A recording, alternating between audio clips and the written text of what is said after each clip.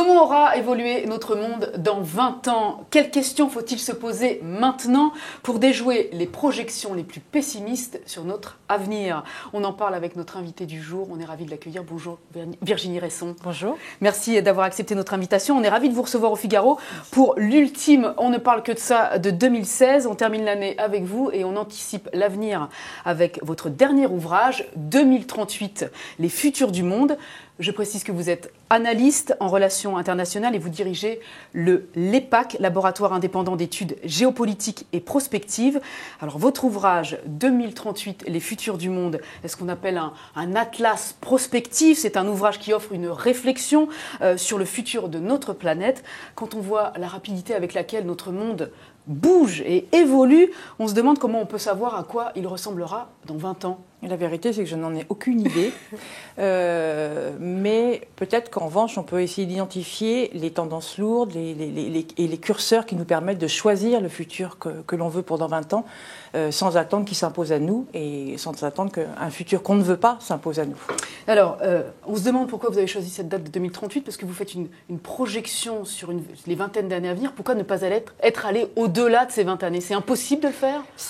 Disons que c'est tellement aléatoire. On est sur des phénomènes déjà extrêmement complexes. Donc, à partir du moment où vous faites varier un élément, déjà vous changez de scénario. Donc si plus vous allez dans le temps, loin dans le temps, plus les variables risquent d'évoluer. Donc là on est sur complètement on tombe dans le hasard et plus du tout dans la prospective. Donc l'idée c'est vraiment de rester sur des scénarios raisonnables sur lesquels on peut agir. Et en général, on considère que 20-25 ans, c'est le temps d'une génération, c'est le temps des infrastructures, c'est le temps d'une politique publique, la mise en place d'une politique publique. Donc voilà pourquoi 2038, c'est-à-dire en fait 2033 plus 5 ou 2016 plus 22, enfin voilà, on est sur une génération à peu près. Comment vous avez travaillé pour fournir un outil qu'on peut considérer comme pédagogique, qui allie autant d'informations et de données scientifiques et une accessibilité pour tout type de public, et en particulier nous, qui ne sommes pas des sachants, qui ne sommes pas des spécialistes? Parce que vous avez un livre qui a du texte, avec des explications extrêmement précises et complètes, et puis des cartographies très détaillées. Comment vous avez travaillé? Quelle a été votre méthodologie, vous et vos équipes? Alors, au départ, il y a une collecte de données importante, c'est-à-dire qu'on sait ce qu'on veut travailler, les sujets sur lesquels on veut travailler, puisqu'on suit ces sujets dans le laboratoire d'année en année. Oui. Et donc, il y a toute une équipe de recherche qui travaille avec moi et qui va faire un travail de collecte de données, d'analyse de données, puis après, on va croiser ces données les unes avec les autres pour essayer d'élaborer des scénarios. Donc, voilà, c'est un travail de recherche assez classique, finalement. Notre spécificité étant double, est notre transversalité, c'est-à-dire qu'on n'aborde pas les sujets de manière sectorielle, on ne reste pas la démographie pour la démographie, mais on la croise avec l'économie, avec la géographie, avec l'histoire. Tout touche, tout est lié, tout Exactement. Est relié en fait. C'est le but du jeu pour nous, c'est d'essayer de montrer comment, si on tire un fil, on a toute la planète qui vient et tout ce qui concerne la planète et l'humanité. Et donc, c'est essayer de restituer ces liens qui nous intéressent. Et effectivement, en croisant les données et en croisant les scénarios, on arrive petit à petit à raconter cette histoire et à savoir où est-ce que nous, on peut agir dans cette histoire. Alors, habituellement, vous intervenez auprès de dirigeants d'entreprises. Là, vous avez comme public, nous, c'est ce que je disais, le commun des mortels. Quelle est l'ambition d'un ouvrage comme celui-ci qui est destiné justement à nous-mêmes, à notre niveau? Ça, c'est une très bonne question. Enfin, en tout cas, j'adore répondre à cette question parce que l'idée, c'est vraiment, l'objectif, c'est de montrer que chacun est acteur de ce futur. Il n'appartient pas aux politiques, il n'appartient pas aux grandes sociétés, il nous appartient à tous et nous avons tous un pouvoir d'agir. Quelles que soient les questions, que ce soit l'écologie, l'immigration, les déplacements de population, le vieillissement de la population, ça concerne tout un chacun. On est consommateur, on est parent, on est éducateur, on est responsable d'association, on est chef d'entreprise, on est dans un syndicat, et tous les jours, en fait, on fait des arbitrages, on fait des choix, on choisit de se déplacer de telle manière, on choisit de manger telle chose, on choisit de voter pour un tel, etc.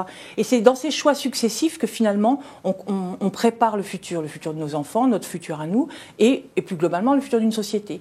Donc l'idée, c'est vraiment de restituer à chacun sa part de futur, et donc, il faut effectivement que ça soit le plus accessible possible et le plus ouvert possible pour que ça soit attirant. Alors, vous dites que chacun chacun est acteur à son niveau pour pouvoir créer après derrière un phénomène qui soit de plus grande ampleur.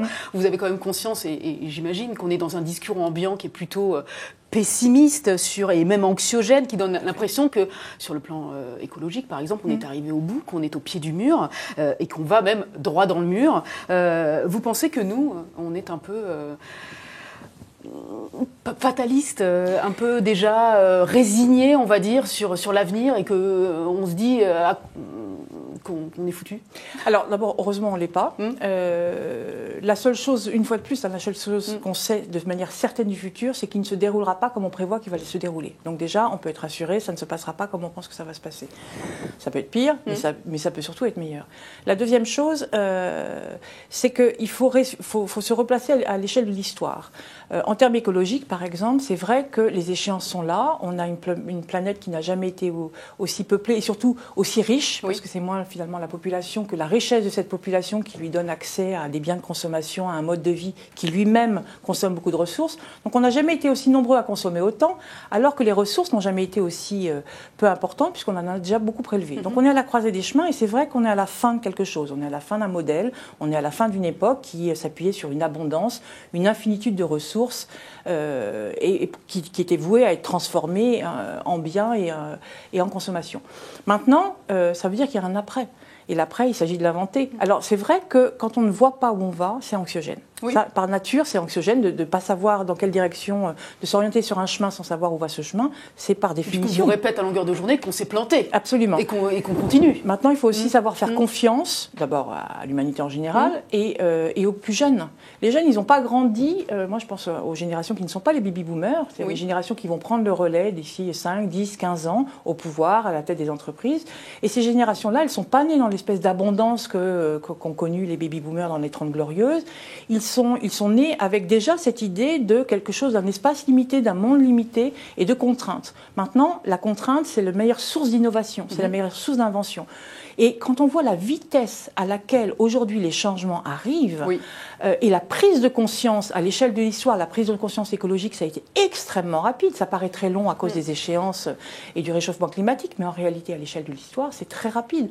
Donc moi, je pense qu'il faut regagner confiance en soi, en nous-mêmes, et pour se permettre, pour oser, pour innover, plutôt qu'attendre frileusement et en se recroquevillant en disant « je vais perdre quelque chose ». Et effectivement, à force, on finit par perdre quelque chose. Mais je vous disais qu'on était peut-être un peu résignés aujourd'hui. Vous parlez des jeunes générations, vous les trouvez au vu des faits aujourd'hui qui peuvent être affolants, assez révoltés par rapport à la situation. Vous pensez qu'ils auront assez Parfois, je ne trouve pas assez révoltés. Il m'arrive souvent, j'ai souvent envie de dire aux plus jeunes, mais allez-y, bousculez, prenez la place, virez tout le monde, parce que c'est à vous, c'est votre avenir dont il s'agit. En plus, le leur sera plus long que celui des générations précédentes. Normalement, ils devraient vivre plus longtemps. Par conséquent, c'est à eux d'imposer leur désir. Moi, je trouve que, compte tenu de la dette écologique ou de la dette économique, tout simplement, qu'on leur transmet, ils ont leur droit au chapitre. Et je trouve qu'on devrait leur faire plus de place au niveau des entreprises, mais aussi au niveau politique. Il me semble que là, il y a un enjeu important pour les prochaines années, pour leur faire confiance et leur céder la place, mais il faut qu'eux la prennent, il faut qu'ils aient envie de la prendre. Ça, c'est extrêmement important. Ariane Mouchkine, dans votre ouvrage, ils ont une œuvre à construire. Absolument. Et devant eux. Tout reste à faire. Dans votre ouvrage, vous rappelez qu'au-delà des changements climatiques et de l'épuisement des réserves dont on nous parle souvent, il y a d'autres phénomènes qui doivent être pris en compte pour sonder l'avenir et pouvoir s'y projeter. Il y a évidemment l'évolution très rapide, vous le citiez, des nouvelles technologies, des sciences du vivant. Il y a aussi le vieillissement démographique qui est assez considérable. Et puis il y a ce troisième point qui est la croissance des classes moyennes dans le monde. Alors est-ce qu'on peut revenir ensemble sur cette croissance des classes moyennes, puisque vous dites que ces conséquences, elles sont considérables sur la disparition de raretés comme le sable, comme le chocolat et comme le poisson. Alors, ce qui s'est passé, c'est à partir des années 90, c'est effectivement la mondialisation d'un modèle économique qui s'est appuyé sur les exportations et qui a permis à des pays démographiquement très peuplés, comme la Chine, en particulier comme la Chine, mais pas seulement, les pays émergents, on va dire globalement, d'avoir une croissance économique très rapide qui s'est répercutée évidemment sur l'ensemble de la population, plus ou moins également, mais qui s'est quand même répercutée et qui a permis de sortir des centaines de millions de personnes de la pauvreté. Ces personnes-là ont eu accès pour la première fois de leur existence, elles ont eu accès au lendemain. Ce que je veux dire par là, c'est que elles ont eu la possibilité tout d'un coup de sortir du stade de survie pour penser au lendemain et au surlendemain, parce qu'elles pouvaient dégager une petite partie de revenus, puis une part de plus en plus grande, pour faire autre chose que se loger et se nourrir. Et c'est ça la classe moyenne. La classe moyenne, c'est cette, enfin dans l'acception du livre, c'est cette capacité de se projeter, d'avoir des projets autres que la simple survie. Et à partir du moment où cette classe moyenne s'est étendue, c'est-à-dire cette population qui sort de la pauvreté s'est étendue, forcément, les désirs, la consommation, les projets se sont étendus avec elle. Ils ont les mêmes projets que, on va dire, les Occidentaux, que les modèles économiques qui existaient. Surtout que nous avons exporté soigneusement nos modèles, puisque les entreprises occidentales, européennes, américaines, ont largement bénéficié de cette croissance économique des pays émergents, et du modèle qu'elles ont exporté, puisque ça leur revient aussi. Et par conséquent, maintenant, on se retrouve effectivement avec une grande part de la population mondiale qui a les mêmes aspirations que les Occidentaux. Que ce soit dans la construction, le bâtiment, que ce soit dans les modes de consommation au niveau de la nourriture. Vous parliez du chocolat, on est au moment des fêtes, c'est un très bon exemple. L'exportation de la fête de Noël, mais surtout de la fête de la Saint-Valentin, qui est le moment de l'année où on vend le plus de chocolat, en particulier en Asie, ça c'est un phénomène récent, mais qui a bouleversé l'économie du chocolat. Puisque des pays comme en Chine, au Japon, en Inde, où on ne mangeait pas de chocolat, maintenant on mange énormément de chocolat. D'ici 2020, la Chine pourrait devenir le premier importateur de chocolat, alors qu'il y a 20 ans, c'était un mec qui était quasi inexistant. Il n'existait que dans les aéroports. Pour ceux qui voyageaient en Asie, on les trouvait que dans les duty-free des aéroports. Et ça soulève un grand problème, puisqu'au même moment, la production stagne, voire régresse, puisque la plante ne pousse, avec le réchauffement climatique, la plante ne trouve plus l'espace qu'il lui faut, les conditions qu'il lui faut pour croître. Par conséquent, on a une vraie tension de ressources et qui est directement liée à un changement de régime alimentaire qui lui-même est lié à l'émergence des classes moyennes. Je citais le sable aussi, qui est absolument indispensable, en tout cas aujourd'hui pour la construction béton des mégalopoles qui se développent en Chine ou en Inde ou dans certaines îles d'Océanie. Ça bouffe du sable. Absolument. Mais ça, là, il faut le rattacher aux classes moyennes, mais plus globalement à l'urbanisation, puisque l'urbanisation est un phénomène qui continue de s'accélérer. On a plus de la moitié de la population mondiale qui vit en ville aujourd'hui, et on est qu'à une étape tout à fait provisoire. Et donc, construire des immeubles, construire des routes, construire des hôpitaux, construire des centrales, etc., ça consomme énormément de béton et donc de sable. Et donc là, on a un vrai enjeu, puisqu'on a déjà à peu près épuisé les ressources de sable qui sont dans les rivières. On ne peut pas utiliser le sable du désert parce qu'il n'adhère pas assez. Et donc, on est obligé de prendre du sable marin. Or, en puisant ce sable marin, on finit par éroder les plages. Et l'érosion des plages conduit à la disparition des plages. Et au rythme actuel, si on ne change rien, si on ne fait pas évoluer nos techniques de construction et nos modes de prélèvement et de recyclage, on pourrait avoir les plages, 90% des plages pourraient avoir disparu d'ici la fin du siècle. Une catastrophe donc. Virginie Resson, vous êtes maman de 3 jeunes enfants à qui vous dédiez cet ouvrage. Pour vous, le futur, il reste enthousiasmant ou c'est une menace quand même malgré tout?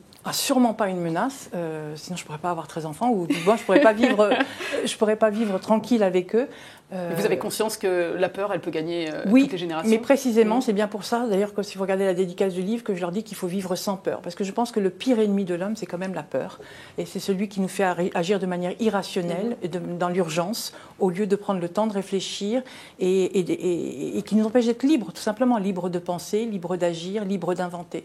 Donc je pense que précisément, le livre a pour vocation d'expliquer pour défaire les peurs, parce que souvent elles sont héritées, les peurs, on ne sait même pas d'où elles viennent, et essayer de défaire les peurs pour gagner en confiance. Et là, on se rendra compte que le futur n'est pas forcément aussi noir qu'on le croit. Merci beaucoup Virginie Resson pour cet entretien. Merci d'être venue au Figaro. Je rappelle le titre de votre ouvrage 2038, Les futurs du monde. C'est aux éditions Robert Laffont et c'est passionnant et particulièrement instructif. Merci. Merci.